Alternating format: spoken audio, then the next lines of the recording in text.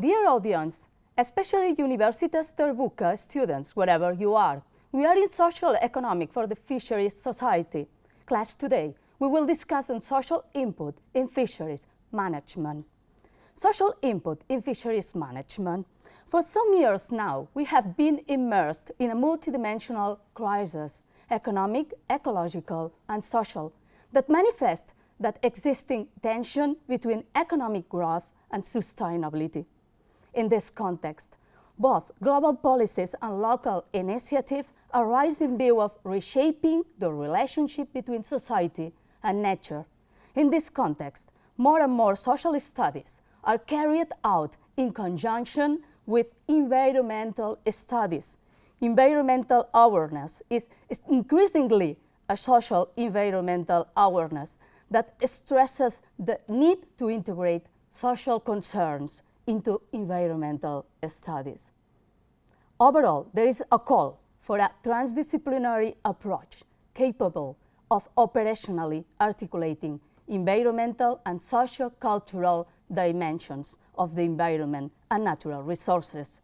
In this vein, social anthropology as a discipline can make key contributions that can help to consolidate this perspective. Although the latest trends in research call for and promote this socio-ecological perspective, both for the conservation of natural spaces and biodiversity and for sustainable development in order to face the challenge of global change, there is still a long way to go. Collaboration between social scientists and environmental scientists could help integrate conservationist biological objective with social and economic objective of local development. Why social anthropology in fisheries? Fishing is a multidimensional activity. It depends on natural processes rather than managed ones, in contrast with agriculture, pastoralism, and industrial manufacturing. Natural processes are uncertain, highly variable, irregular, or stochastic. The risks and uncertainties of fishing have major implications for social organization and cultural representations. Therefore, paraphrasing Svein Jantov, fishing is an activity deeply embedded in and conditioned by social networks, institutions, and culture. The development of social anthropology in fisheries. There's a long tradition of fishing studies in social anthropology.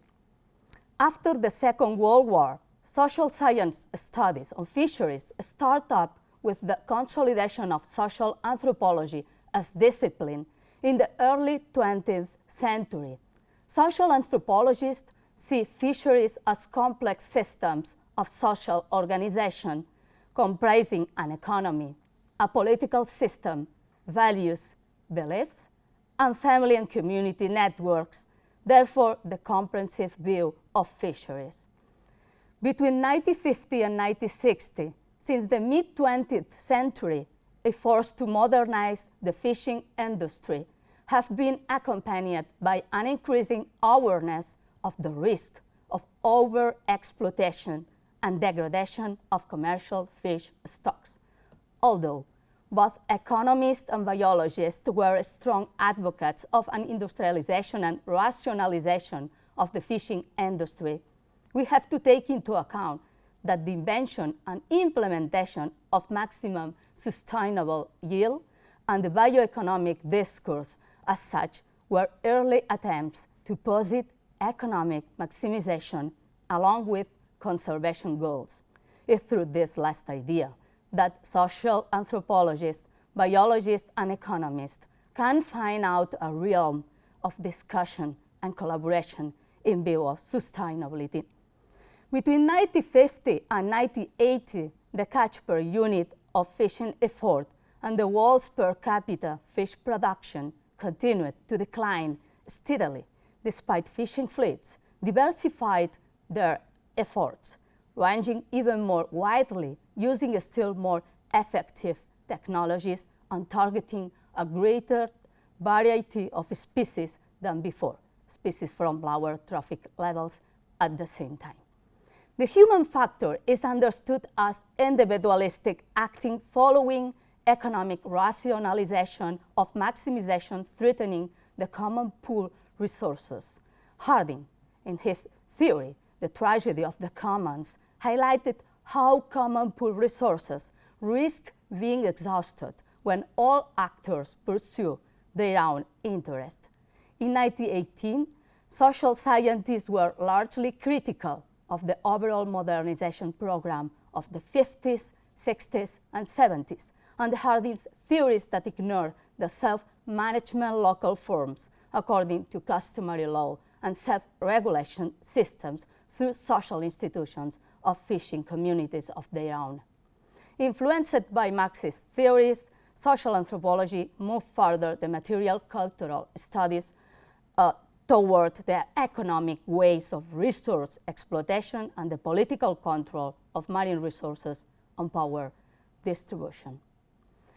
In this moment, the law of the Sea Convention by United Nations and the introduction of 200 nautical miles exclusive economic zones in 1982 represented a watershed.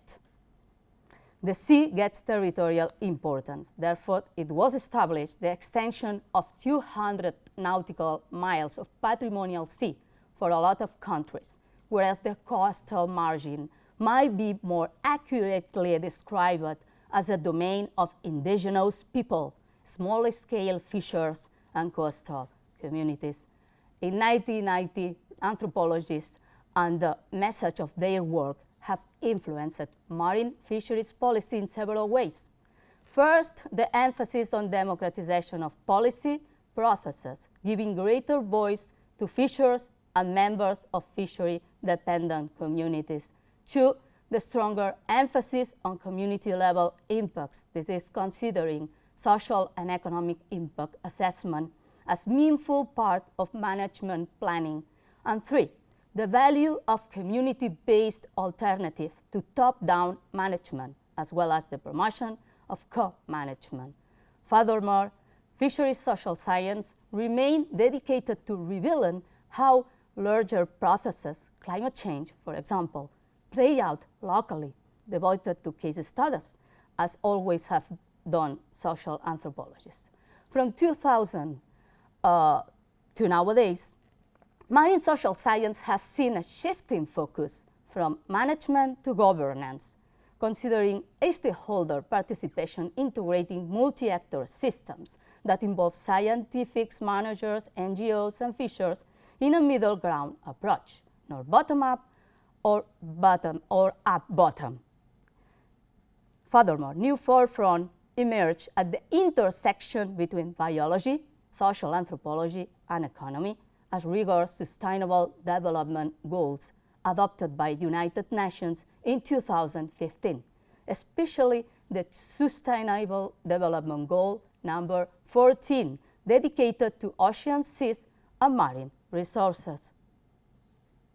Between conservation and exploitation, societies moving offshore, the traditional boundaries between land and sea and between society and nature are blurred and or reshaped. The land-to-sea approach pays attention to the pollution, climate change, and other land-based phenomena resulting of human footprints affecting sea ecosystem health. But it also focused its attention towards sea as the new frontier of economic development. There are, in this frame, two discourses.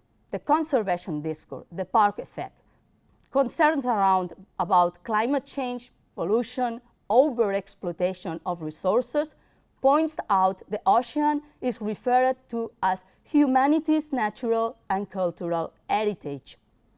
Conscient on the need to protect and restore the ecological integrity of the oceans. Climate change, marine diversity, and the structure and functioning of ecosystems are central themes dealt with by marine natural scientists. The marine natural science appear as conservation science, underpinning a host of policy and management initiatives from local to global settings, with the establishment of marine protected areas as preferred policy instruments.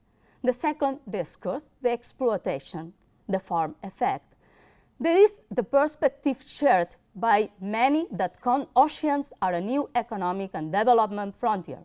Exploiting the riches of the sea is at the core of the now almost ubiquitous discourse of blue economy and blue growth, terms that entered the international agenda over the past decade.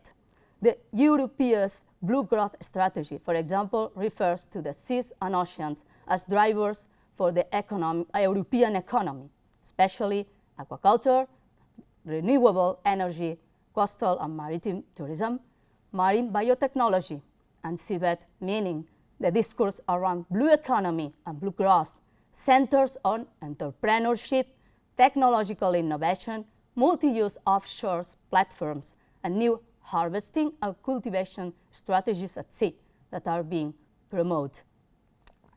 In this present-day context, which are the new contributions of social science, especially anthropology of fishing, to fisheries?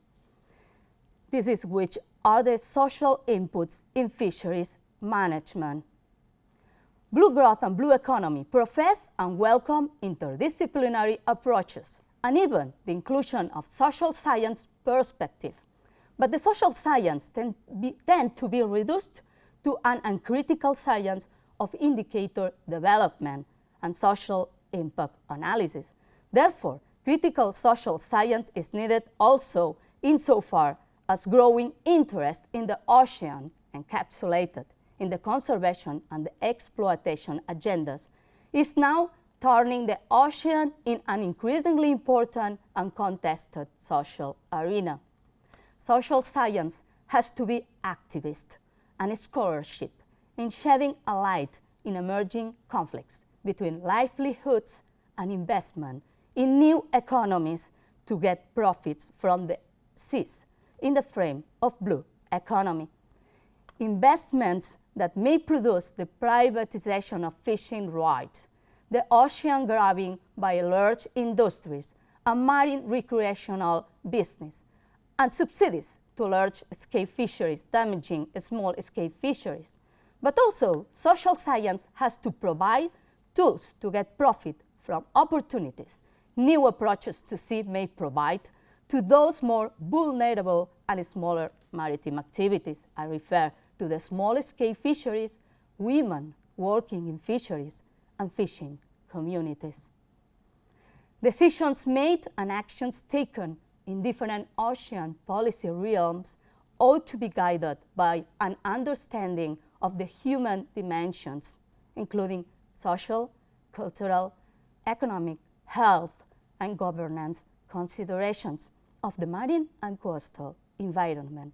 Social anthropology can help fill this requirement for attention to the human dimensions in ocean governance and management, together with marine social scientists. There are different methods and techniques of understanding to produce interdisciplinary knowledge, social and biological, albeit I assented to the ethnography as the appropriate method, an instrument to capture the socio-environmental reality in all its complexity through case studies. Case studies highlight the value of an ethnographic approach when trying to understand the complex set of factors that characterizes the fisheries. An ethnographic perspective is based on long-term fieldwork and long-term relationship of trust between researchers and informants that can be valuable in gaining access to marginalized viewpoints within a community. Ethnography considers context as it provides more realistic approaches on fisheries matters.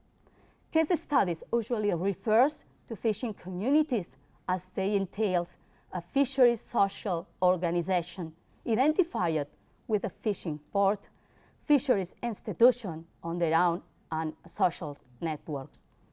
Although this method has some limitations of communication with biology that we have to overcome, Usually, ecosystems do not share the same boundaries than communities. Community and ecosystem boundaries seldom coincide. A community is often too small to manage an entire ecosystem. A second point to be solved regards the concept of community. What is a community? A fishing community? Do we think of it in geographic terms or in sociological terms? We can take it as in ecological terms. In many instances, communities have no distinct geographic boundaries and have a shifting membership. Fishing communities also vary greatly in scale. Considering these aspects, we can wonder, ecosystem-based management, in what cases do they work? What happens with new challenge fisheries has to cope with? Climate change, for example, big disasters. Focus should be on understanding the likelihood of ocean-related extreme events in the face of a changing planet, and to link this with the socio-economic aspects. Another limitation of understanding is the anthropological concept of traditional ecological knowledge. I mean, the way it is expressed, the traditional local knowledge, by stakeholders should be regarded as a form of political knowledge, not just knowledge about the environment. Local knowledge is expressed by local people who are primarily concerned with political problems of environmental rights and access to resources. Much of this statement is linked to the broader scholarly field of political ecology, which seeks to apply a political lens to questions of environment, an approach that has received great attention in broader fields of environment and development, but less so in fisheries. So, to conclude, which is the connectivity of fisheries biology and anthropology of fishing? Biology, social anthropology have provided valuable insights that have improved our understanding of the complexity of fisheries.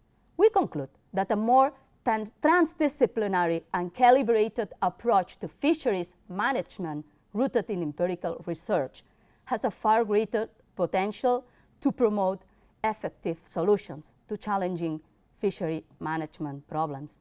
Too much often has been said that different disciplines have different perceptions or paradigms of how the world works, and that there are conceptual and institutional reasons why cross-disciplinary cooperation and even communication is difficult.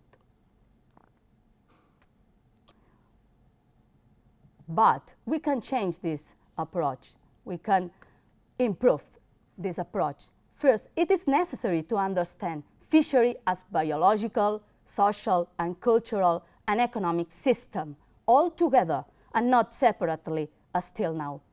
It is necessary to break boundaries. In order to capture fisheries transformations, dynamics of fisheries, and fishing communities, we need to produce transdisciplinary research capable to address fishery realities differently, considering differences and similarities existing in the world in order to manage locally, properly, what have global footprints. Social input has to be integrated in co-production of knowledge, management, and governance systems that are more just and enduring in the context of Anthropocene, not only in co-designing and implementing marine resource management and conservation. Dear audience, thank you for your attention. See you in another program. We hope this program will increase your competence in the future. Keep study hard and success.